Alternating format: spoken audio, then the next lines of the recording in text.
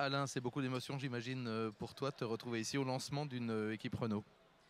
C'est l'émotion et satisfaction aussi d'avoir participé quand même à ce nouveau projet. Donc voilà, c'est un peu la fin d'un début ou le début d'une fin, on va dire, parce que je vais pas pris aussi la décision de ne pas être voilà, impliqué dedans.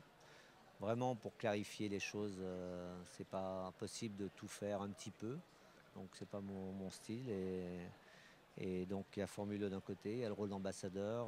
Maintenant que tout a été fait pour cette prise de décision.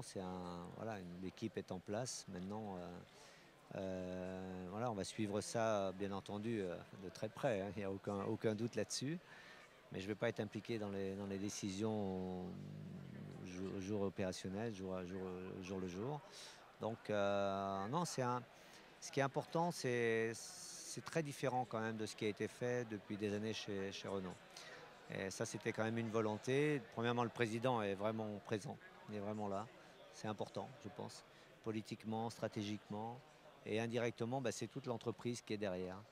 Elle est derrière, bien sûr, sur le plan sportif. Elle est derrière sur le plan commercial parce qu'il y a un vrai lien avec les. Il y en aura de plus en plus avec les voitures de série.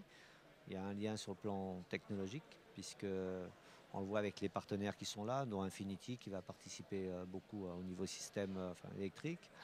Ça crée quand même une synergie qui est hyper importante, motivation interne importante. Et puis le dernier point, c'est le côté commercial malgré tout, parce que le marketing, c'est quand même le but, hein. On fait de la F1 pour du marketing, il ne faut pas rêver, on ne fait pas que pour s'amuser dans le sport. Et les marchés sur lesquels Renault est de plus en plus présent et sera présent dans le futur sont des marchés hyper importants où la Formule 1 peut relayer non seulement des messages, mais faire connaître la marque, etc.